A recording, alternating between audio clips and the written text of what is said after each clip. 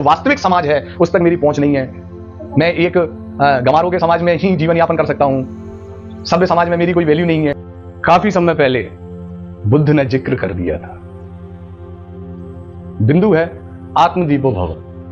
स्वयं अपना प्रकाश स्वयं बनने के लिए हम किन किन प्रक्रियाओं का उपयोग कर सकते हैं, किन किन पद्धतियों का इस्तेमाल कर सकते हैं। इलेक्ट्रिक बल्ब देखा है, उसके बारे में पढ़ा तो होगा कि एडिसन ने उसकी खोज की थी। इलेक्ट्रिक बल्ब की खोज एडिसन ने की थी, ये हम सभी ने पढ़ा होगा। जिन लोगों ने पढ़ाई की होगी मैं उनके बारे में बात कर रहा हूँ। जिन्होंने कुछ पढ़ाई नहीं है, जिन्हें कुछ जानकारी ही नहीं है, जो जिंदे नहीं है, उनके विषय में तो मैं कोई बात ही नहीं करता हूँ। खैर, इलेक्ट्रिक बल्ब होता है, उसको जब हम ऑन करते हैं, उसमें जब ऊर्जा भेजते हैं, तो ये जरूरी नहीं है कि वह बल्ब ग्लो हो ही जाएगा, प्रकाशित हो ही जाएगा। अक्सर होता क्या है कि जब उसमें ऊर्जा का प्रवाह किया जाता है तो वह बल्ब फ्यूज भी हो जाता है और ग्लो भी हो सकता है। दोनों स्टेट्स में से, दोनों चीजों में से कोई एक चीज होगी, या तो वो ग्लो कर जाएगा या फिर वो फ्यूज हो जाएगा। अब जो टोटली फ्यूज हो गया है उसका तो हम कुछ कर ही नहीं सकते, मृत हो गया। यानी कि अब वो बल्ब तो रहेगा, ग्लो नहीं करेगा। अब उसको बल्ब कहना तो आप बंद कर नहीं दोगे, उसको बल्ब ही कहोगे, लेकिन उसको क्या कहेंगे? फूका हुआ बल्ब। ऐसे ही व्यक्ति होता है। तो जब उसकी खोपड़ी, ये हमारी बल्ब है, एक बल्ब जैसे हम हैं, तो हम चाहें तो हम कब चाहेंगे, ये भी विषय ध्यान देने का है।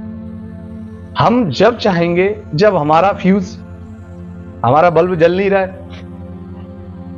हम संसार में प्रकाश नहीं कर रहे हैं, शून्य पड़ा हुआ है, यानी कि कहीं ना कहीं वह बल्ब मृत, अर्धमृत है।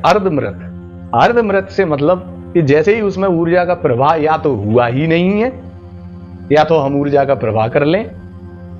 और यदि किसी का ये हो रखा है कि ऊर्जा का प्रवाह तो हुआ है, लेकिन उनका जो फिलामेंट है वो बीच में से ब्लॉक हो गया है, यानी वो पूरा सर्किट कंप्लीट नहीं हो पा रहा है, इसलिए वह बल्ब ग्लो नहीं कर रहा है। तो बुद्धिजीवी व्यक्ति क्या करेगा?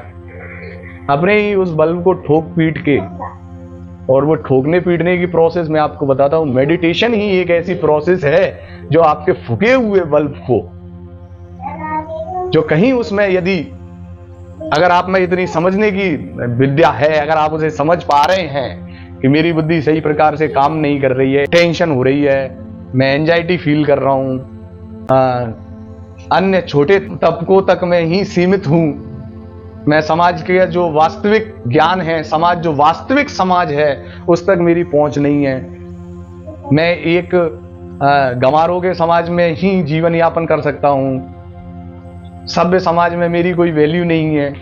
अगर आप ये चीज समझते हैं, अगर आपको इस चीज का बोध हो रहा है, आभास हो रहा है, और आप कमी महसूस कर रहे हैं, ध्यान के माध्यम से अपने उस फूके हुए बल्ब का इलाज कर सकते हैं, यदि आप समझ पा रहे हैं तो ही। अन्यथा जिसका बल्ब पूरी तरह से ही मृत हो गया है, फूक ही गया है, उसको तो फिर ये चीज समझने की भी, ये वीडियो वो देखेगा ही नहीं, ये चीज वो समझेगा ही नहीं। और अगर आप इस वीडियो को समझ पा रहे हैं, इस वीडियो को आप देखकर अपने चीजों को रिलेट कर पा रहे हैं, अपने चीजों को लिंक कर पा रहे हैं, तो मुझे लगता है कि आप स्वयं को प्रकाशवान कर सकते हैं।